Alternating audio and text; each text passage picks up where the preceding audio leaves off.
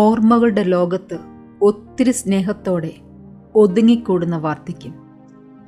1000 പരാതികൾ ഉള്ളിലൊതുക്കിയും ചിലപ്പോഴൊക്കെ പരിഭവം പുറത്തു പറഞ്ഞും മെല്ലെ മുന്നോട്ട് നീങ്ങുന്നവർ. മാറ്റിവെക്കാനാവാത്ത ഒരു ജീവിത യാഥാർത്ഥ്യം.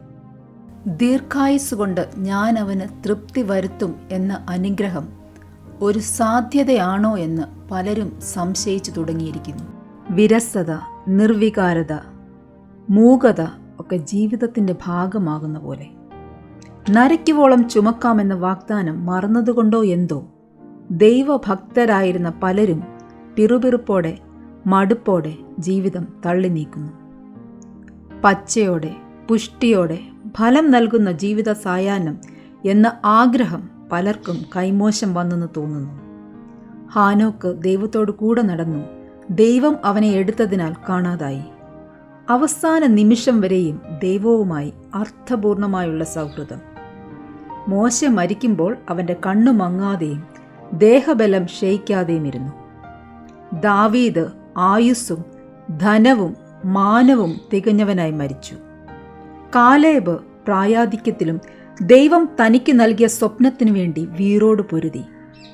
പൗലോസ് കാരാഗ്രഹത്തിൽ വാർദ്ധക്യത്തിലും തീവ്രമായി തൻ്റെ ദൗത്യം ജീവിച്ചു തീർത്തു.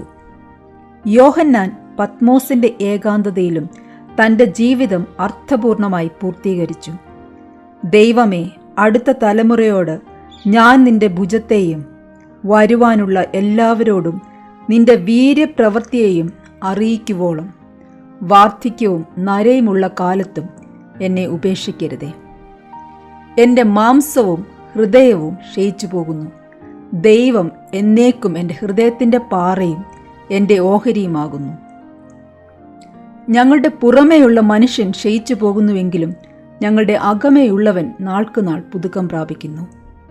ജീവിത സായാഹ്നത്തിൽ ദൈവിക വാഗ്ദാനങ്ങളിൽ മനസ്സുറപ്പിച്ച് പുതിയ തലമുറയ്ക്ക് ഉത്തേജനം നൽകി സന്തോഷത്തോടെ, വിവേകത്തോടെ, കൃപയോടെ മുന്നേറുവാൻ, അനേകർക്ക് ഒരു അനുഗ്രഹമാകുവാൻ ദൈവം നമ്മെ സഹായിക്കട്ടെ.